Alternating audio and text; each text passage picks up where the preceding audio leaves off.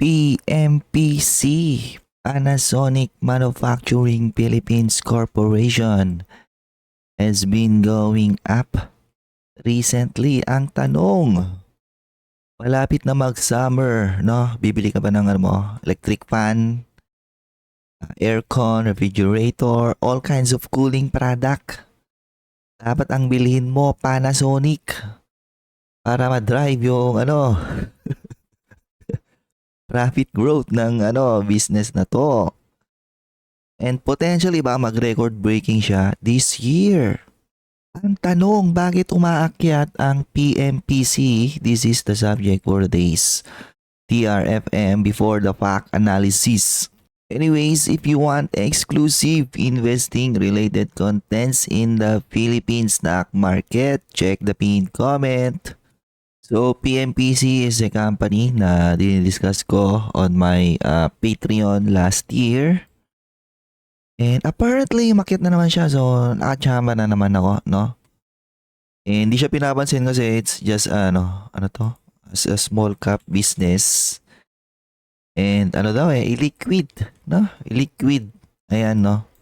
Pero mali ito hindi to 940 na market cap, no?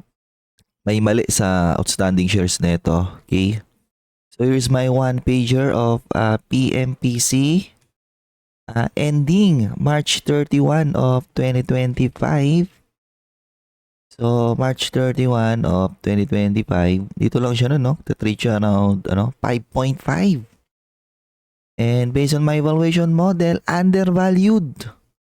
9.27 pesos na eventually pinuntahan niya, no? Yan, 9.27. Mag-grow siya ng low single digit lang, no? 10 pesos na still. Na-break niya na yon. And kapag mag-grow siya, mid-single digit, 12 pesos. Mukhang malapit na yan, no? So, 12 pesos, that's additional 8% upside. Pero this one is as of March 31, no? Nag-grow yung business So, latest quarter nila is nag-grow ulit sila, no? 54, 150.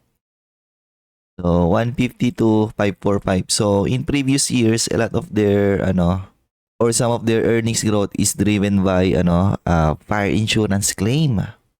Pero lately, gumaganda na rin yung, nito, no? Kanilang profit from operations. May pa sila recently, ayan, no? May sinabi sila rito, Panasonic to invest 3 billion. Grabe, no? To boost Laguna manufacturing operations na pag nag-materialize, pwede, di ba?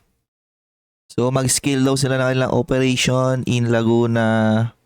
Ayan, electric fan, ref, washing machine, according to PEZA.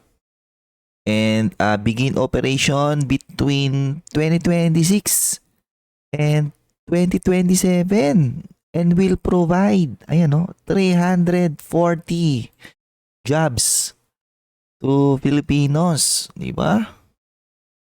So within this year, siguro baka second quarter, baka na yan, no? In some way, may mga mag-contribute na dyan, okay? So, ito yung kanilang results of operation. Okay.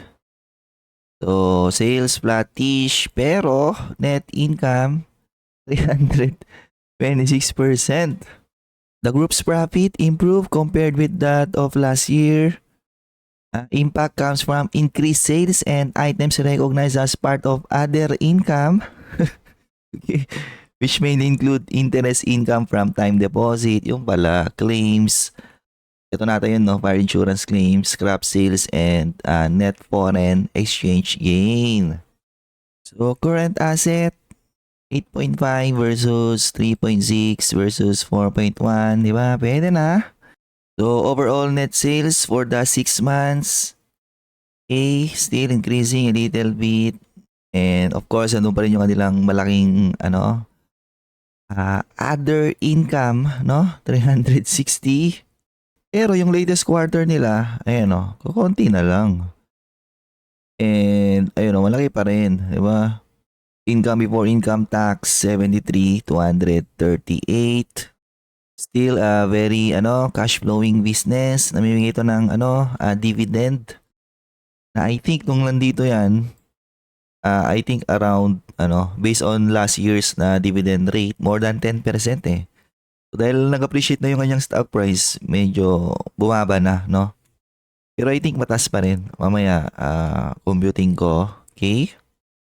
Yun, madaming skeptical sa stock na to on recent years kasi a big part na niyang nire-report na profit is coming from fire insurance claim, pero lumiliit na yun ng lumiliit and nag-improve na yung niya, yung income from its operation. What if this year? No? What if this year talagang biglang mag-improve yung kanyang income from operations? Aba! Baka eto na yun, no? So last year, namigay yung stock na to ng ito, 0.7393. So 0.7393 is at current price 6.66% yield, no? Pero kung nabili mo siya dati dito, sabi mo ng 5.5, no? 0.7393 divided by 5.5. That's 13%, no? Dividend yield, high yield. Grabe. High yield pala siya dati. Ngayon, balik ako rito sa 6.66% na dividend yield niya. So, binabayaran niya is around around 4.69 yung current market cap niya. So, that's only 312. No? 312 na payout. Na 312 is lower than last fiscal year's reported earnings, lower than their cash flow and lower than their liquid asset. So that's a payout of ano ba to? 0.519. So around 60% na payout ratio. So what if mag-continue yung momentum niya this year, no? Ang current net income niya on a trailing 12-month basis is 800 million. Okay? So 60% of 800 million. So 490 million divided by 4.69. That's 10% ulit na dividend yield. Kung nagkataon pala, no? Assuming i-maintain nila yung ang kanilang payout ratio na mataas and masustain nila yung kanilang current trajectory, aba, mukhang high yield na naman pala to, no? So, we'll see kung mag-improve yung operation ng PMPC. Karoon na siya ng solid na profit without all other insurance claims, blah blah blah. Magpapakitang giras ba siya this year, no? Bibili ka ba ng electric fan, washing machine, na yung sinabi na, electric fan, refrigerator, washing machine, aircon, para supportahan tong business na to, para mag-record breaking sila. Alaman natin. Okay? So, kung wala rito, from the top, konti na lang to 20, pwede, madali lang to. Pero yun na nga, no, may pambili pa mga Pilipino kasi humihina yung consumer spending ng mga Pilipino. Pero sa init ngayon, di ba? Naging necessity yung mga cooling product na yan. But anyways, kung mag-report to ng kanyang another impressive growth, no? Kahit may kasamang fire insurance scheme kasi growth is growth, di ba? As long as nandun pa rin yung niya, yung kanyang cash flow, I think pwede niyang i-retest tong 15 na to eh. So, may latest valuation ako nito based on its first quarter of 2026. Pero, hindi ko sasabihin